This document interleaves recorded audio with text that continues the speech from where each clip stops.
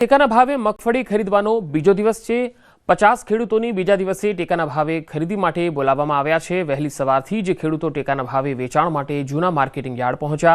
રાજકોટની આસપાસના અલગ અલગ ગ્રામ્ય વિસ્તારોમાંથી ખેડૂતો રાજકોટના માર્કેટિંગ યાર્ડ ખાતે આવી પહોંચ્યા છે। પ્રતિમણ મગફળીના ટેકાના ભાવ 1456 રૂપિયા મળી રહ્યા છે। ઓપન બજારમાં ખેડૂતોને 800 રૂપિયાની આસપાસ પ્રતિમણ મગફળીના ભાવ મળી રહ્યા છે।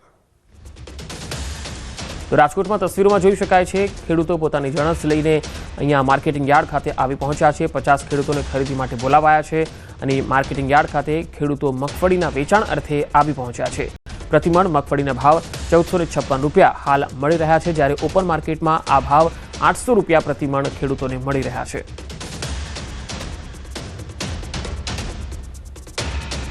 તો રાજ્ય સરકારે ખેડૂતો પાસેથી મગફળી ખરીદીનો જે નિર્ણય લીધો છે અને ટેકાના ભાવે આ મગફળી ખરીદીનો નિર્ણય કરવામાં આવ્યો છે, ત્યારે ખેડૂતોને આ એક મોટો ટેકો સરકાર તરફથી મળી રહ્યો છે।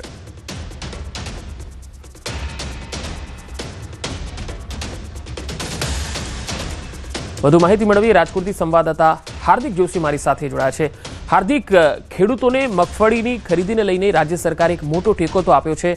રાજકોટમાં હાલ ખેડૂતો શું કહી રહ્યા છે, જે ભાવ મળી રહ્યા છે તેને લઈને?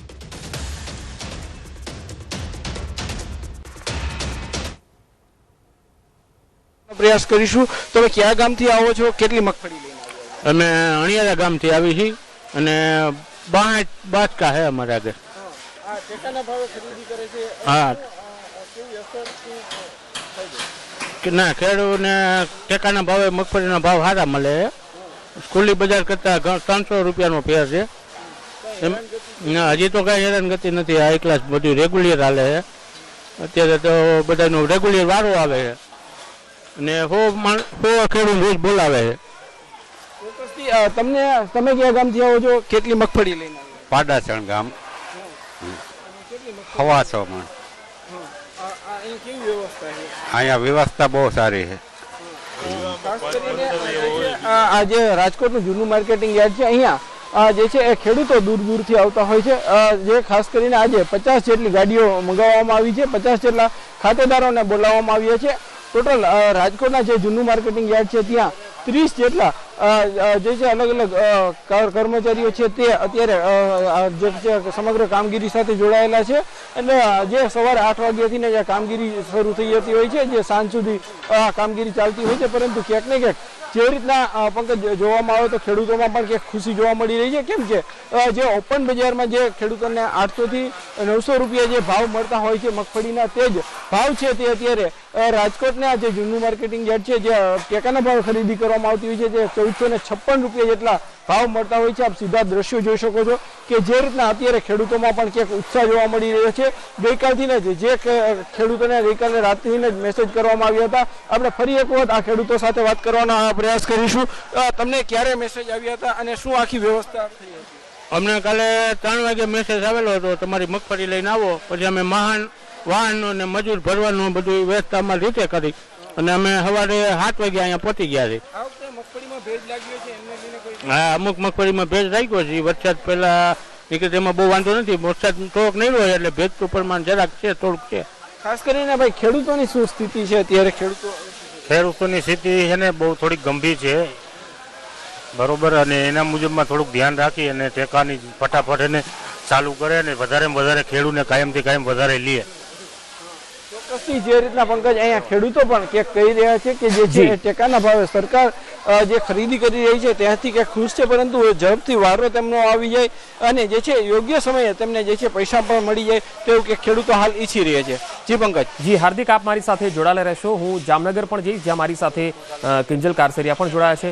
કિંજલ, ખેડૂતો જામનગરના જે છે તેઓ શું કહી રહ્યા છે? સરકારે જે એક મોટો ટેકો આપ્યો છે અને મગફળીની ખરીદી શરૂ થઈ છે, જામનગરના ખેડૂતોની કેવી લાગણી છે?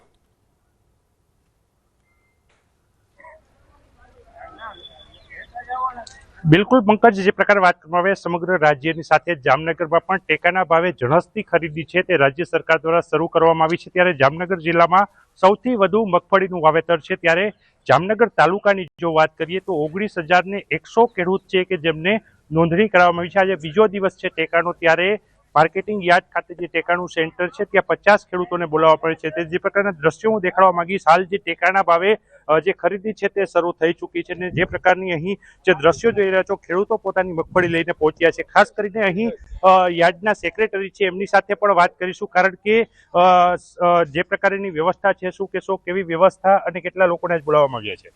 આજે સરકારની ટેકાની ખરીદીનો બીજો દિવસ છે અને આજે 50 લોકોને મેસેજ દ્વારા બોલાવવામાં આવેલ હતા, જેમાંથી લગભગ અંદાજે 40 જેટલા ખેડૂતો આવી ચૂક્યા છે.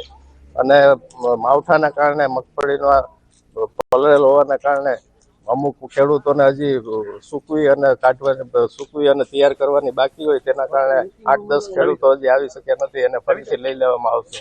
અને સરકારની ટેકાના ભાવની ખરીદીનો મણનો ભાવ 1452 રૂપિયા પ્રતિ મણ ખેડૂતોને ચૂકવવામાં આવે છે. અને ખાસ કરીને જામનગર તાલુકામાં 2 સેન્ટરો ખોલવામાં આવેલ છે. કુલ 19,000 જેટલી અંદાજિત નોંધણી થયેલ છે અને તેને પહોંચી વળવા માટે 2 સેન્ટરો કાર્યરત કરવામાં આવેલ છે. જામનગરમાં 2 સેન્ટરો કાર્યરત કરવામાં આવે છે. ટોટલ જે છે જામનગર જિલ્લામાં 12 સેન્ટરો છે. ખેડૂત છે એમની સાથે વાત કરીશું. શું કહેશો, કેવી વ્યવસ્થા છે? અત્યારે કેટલી તમે મગફળી લઈને પહોંચ્યા છો? 125 મણ મગફળી લઈને આવ્યા છે. વ્યવસ્થા તો હજી બીજો દિવસ છે એટલે ધીમી ગતિમાં હે, હજી કઈ બહુ ફાસ્ટ ચાલુ નથી થયો. ભાવ કેવો મળી રહ્યો છે? ભાવ 1452 રૂપિયા હે. નાફેટનો ભાવ બહુ સારો હે.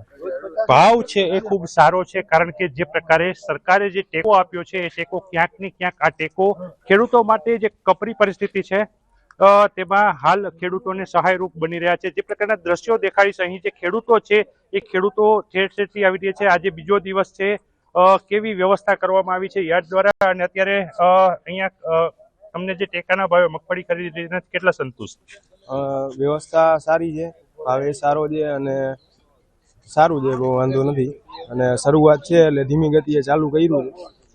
બરોબર, ધીમી ગતિએ શરૂઆત થઈ ચૂકી છે. આજે બીજો દિવસ છે ત્યારે ખેડૂતો છે એ ભાવને લઈને રાજીપો વ્યક્ત કરી રહ્યા છે. હાપરા માર્કેટિંગ યાર્ડ ખાતે આજે બીજા દિવસે ટેકાના ભાવે ખરીદી શરૂ થતા ખેડૂતોમાં હાલ ખુશીનો માહોલ છે તે જોવા મળી રહ્યો છે. યાર્ડ દ્વારા તમામ પ્રકારની વ્યવસ્થા કરવામાં આવી છે.